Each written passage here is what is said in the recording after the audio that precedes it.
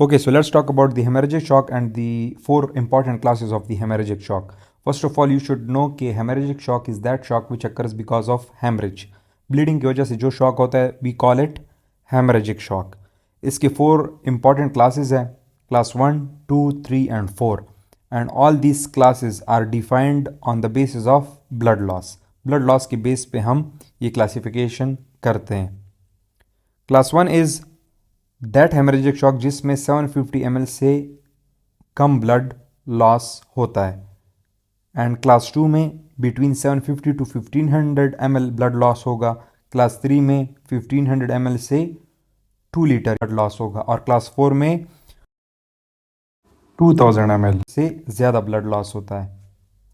So this was the classification based on the amount of blood loss. इसी classification को आप percentage of blood loss के base पे भी कर सकते हैं कि अगर 0 to 15% ऑफ ब्लड लॉस होगा हेमरेजिक शॉक में, so that will be your class 1 haemorrhagic shock. Class 2 में the percentage of blood loss will be between 15 to 30%, class 3 30 to 40% and class 4 में अबव 40% ऑफ ब्लड लॉस हो सकता है या होता है. ठीक है, अब और पैरामीटर्स को कंपेयर करते हैं क्योंकि इन और पैरामीटर्स में क्वेश्चंस पूछते हैं.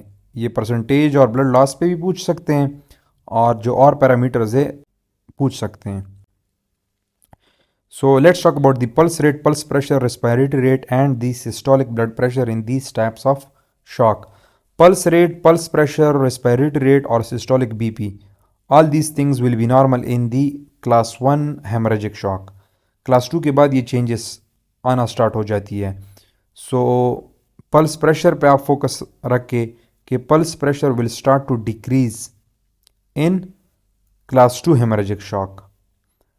पल्स रेट बढ़ेगा, रेस्पिरेटरी रेट भी बढ़ेगा, लेकिन जो सिस्टोलिक बीपी है it will still be normal even in class 2 haemorrhagic shock. So इस कॉलम से जो टेक अवे पॉइंट है वो ये है कि systolic BP is still normal in class 2 haemorrhagic shock और जो पल्स प्रेशर है it starts to decrease from class 2 haemorrhagic shock.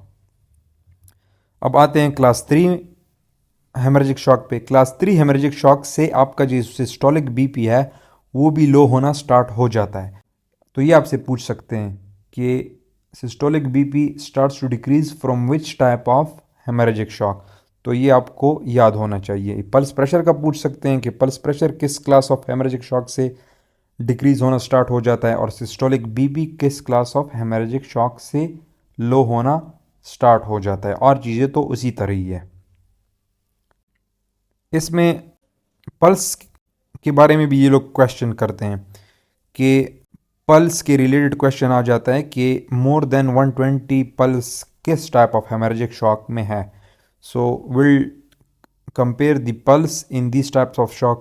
जो क्लास 1 हेमरेजिक शॉक है इसमें the pulse will be less than 100 beats per minute, जबकि class 2 में it will be above 100, class 3 में it will be more than 120 and class 4 में it will be above 140. तो ये चीज़ें भी आपने याद रखनी है. यूरिन का ये लोग पूछ सकते हैं कि यूरिन आउटपुट क्लास 1 में कितना होगा. So it will be above और more than 30 ml per hour. Class 2 में it will be between 20 to 30 ml per hour. Class 3 में it will be between 5 to 15 ml per hour, जबकि class 4 में it will B negligible.